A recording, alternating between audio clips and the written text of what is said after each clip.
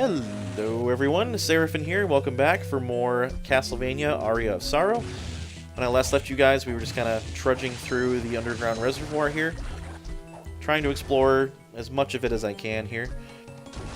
That being said, there's still quite a bit to go, and now that I have the ability to travel very easily on a vertical basis, that will make things much easier, exploring, that kind of thing. And there we have the rare ring already working. We get an iron plate from this disc armor, which is no doubt much worse than what I'm currently using, but you know what? It's something. I can sell it for money at any rate. In here, we actually see our old friend, the Big Golem, again, as a typical enemy as opposed to a boss. And this is the only place that he spawns, apart from where I found him as a boss, obviously, but that was a long time ago. And he doesn't last much longer under the weight of my awesome sword, so here we have bomber armor again. And in here should be a save room. Yep, perfect. So I can heal myself real quick.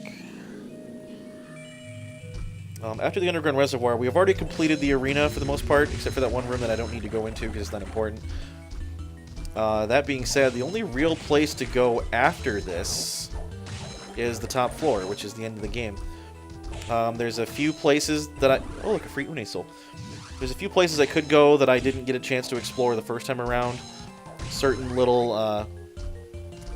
unaccessible areas of other places that I've been before. I might go check them out just to get the gear and whatnot. Maybe get some free souls while I'm there. Probably won't do a whole heck of a lot of... This is the best place to get killer fish, obviously, if you don't already have the thing. That being said, I'll probably run back and grab some of the gear that I missed, or get 100% map completion at any rate to make sure I didn't miss anything. So we'll probably do a little bit of that, now that I have the ability to just about access anywhere I want to go, for the most part. We can dive down in here, and then this is actually an area where... Oh, I guess I haven't been here yet. That being said, I am going to need Skula for this, because... reasons. We have a bunch of needles. Hey, tasty meat! I don't know why I got tasty meat from beating a bunch of little sea urchin things, but you know what? I'm not going to complain. Still no Triton Soul. That's alright. This is the area that I think they intended for you to enter the Underground Reservoir for the first time. Don't quote me on that, but it seems to be the case, because this is a little bit of a maze-type area, almost. Come on, get at me.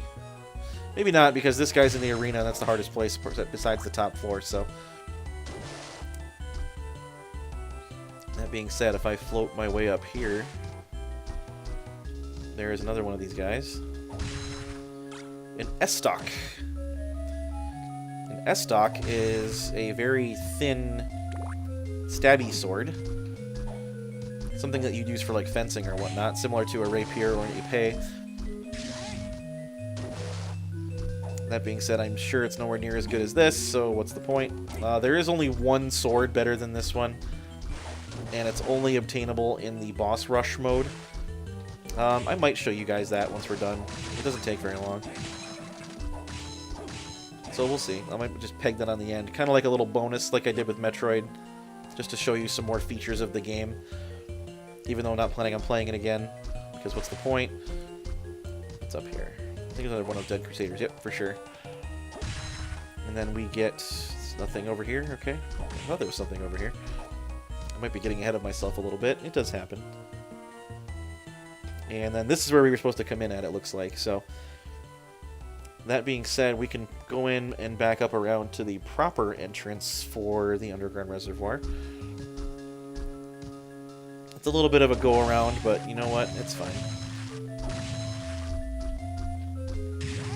Oop, did not mean to use that, but I guess whatever works.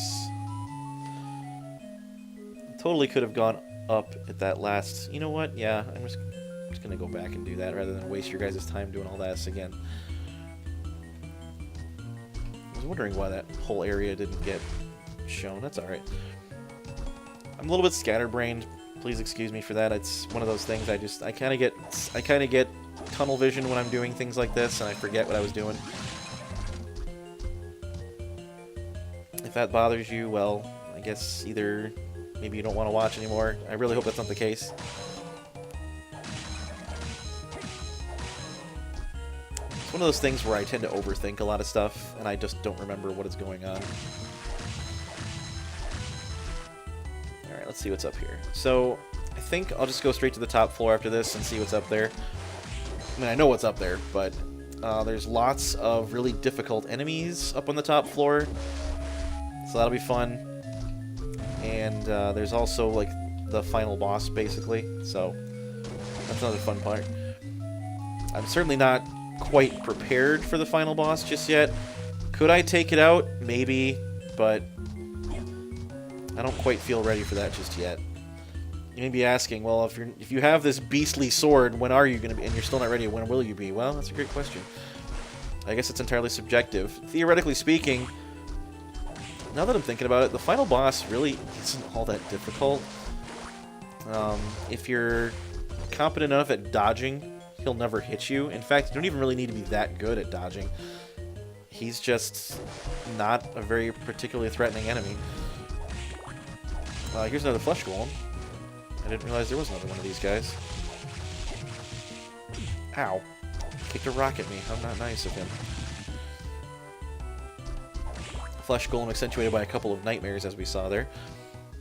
And then we have what must have been at some point a room filled with water, but is no longer. I think you can actually push this down this thing here. And just kind of ride it. So unnecessary. But funny nonetheless. I'll take it. Fly all the way up here.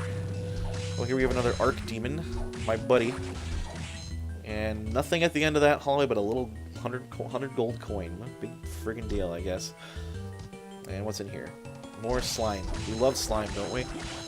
Slime is the best. This looks a little more underwater-y kind of a thing than most other places we've seen so far. What have we here?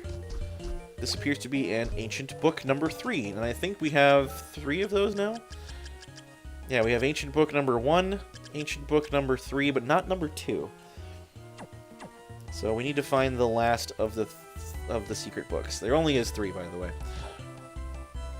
Spoiler alert if that was something you weren't aware of. I didn't think it was that big of a deal, but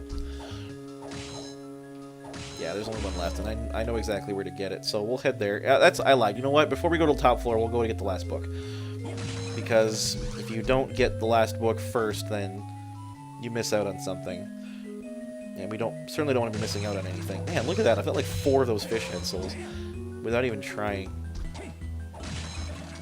Again, I wish there were other souls that dropped as frequently. Sadly, there are not many. Must be something good all the way up here. Still underwater, I just noticed too. This worm is kind of hanging out in the water. Oh, what have we here? The Rune Ring. What does this do again? Increases the rate at which MP is restored. That's nice. Not altogether all that useful for me right now, but I'll hang on to it. That rare ring, I think, is going to be the ring of choice, at least until I have... If I decide to do soul hunting, we're definitely going to pick up the Soul Eater ring. Simply because that will cut down on the whole ordeal substantially.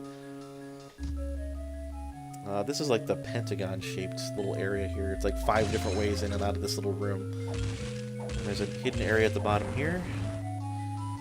And this gives us the Osafune. Osafune.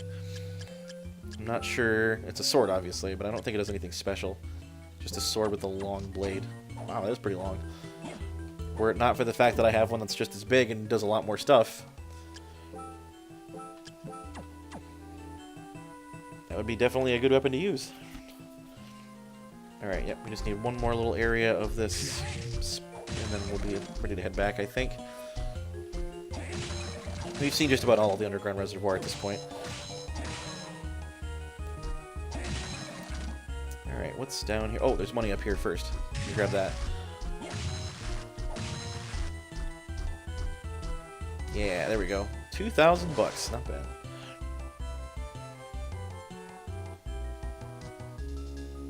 And then down here we have It's like the beginnings of that waterfall because it runs out here. And we get that super potion that was on the other side of it. Because we can't actually walk through that little pillar there.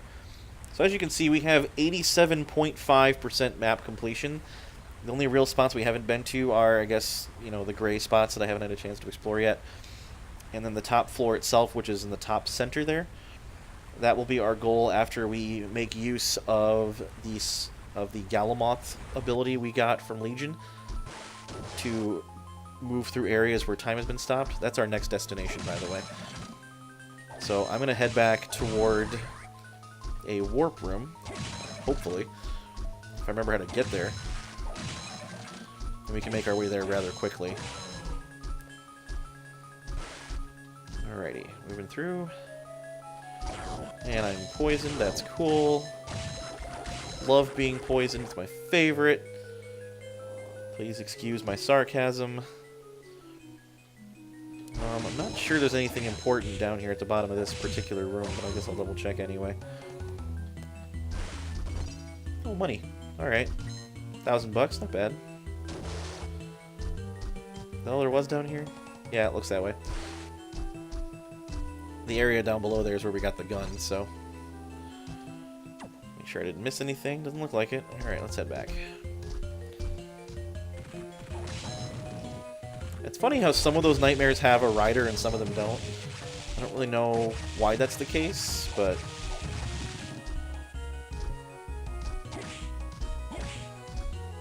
That being said, I guess it's not altogether that important. Did my sword just go through that guy? Is it a thing that they can do? That's kind of annoying. Oh, here we go. This is what I was looking for. Milliken's sword.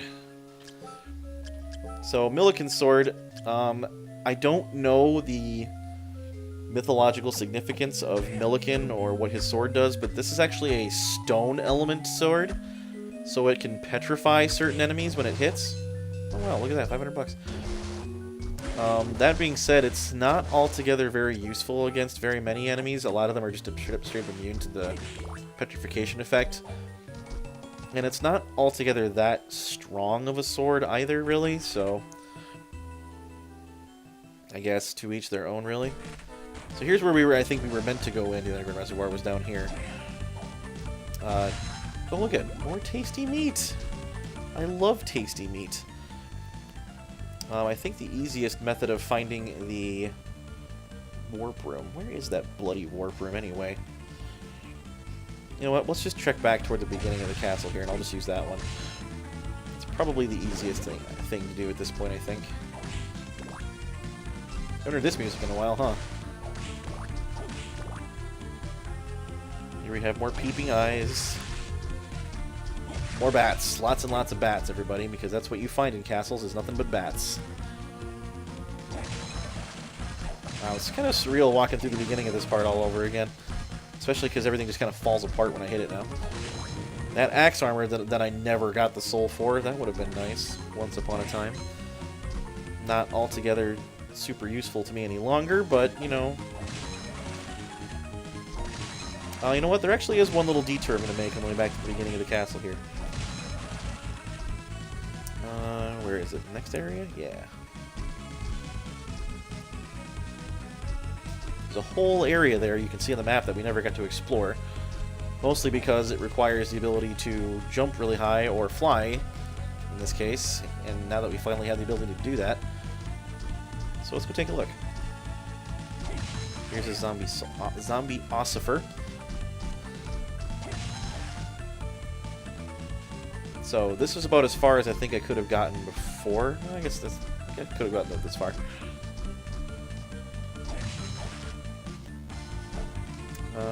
I guess I could have been up here before, but I never bothered to. There's killer dolls up here. Not altogether terribly exciting. And what's up here? More killer dolls, I think. Yep.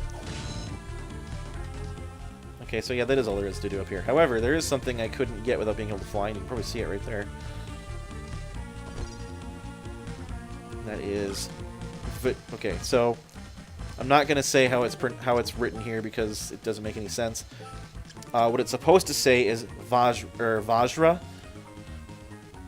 I believe is what it's called. And you see it says wrought by the lightning of Indra. Indra, I believe, is not I don't remember anyway. It's some sort of Hindu deity, I believe.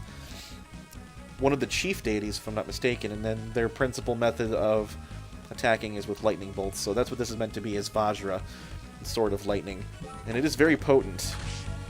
But the funny thing, though, too, is it doesn't even look like a sword. It just looks like I'm shooting lightning out of my fingertips. Like I'm a Sith Lord or something. But that's what that does. And honestly, I could probably sell a lot of this stuff and make a ton of money in Hammer's shop to buy that ring. So I'm going to head back there real quick. We'll talk to Mina and talk to Hammer, and then we'll get moving over to the teleporter room up there and continue on with our little adventure here. So that being said, until that time, thank you all very much for watching. I really do appreciate it. We're just kind of wandering around now, getting some more stuff, but well, I promise we'll pick up back with the action in the coming episode. So until that time, thank you all very much for watching. I really do appreciate it.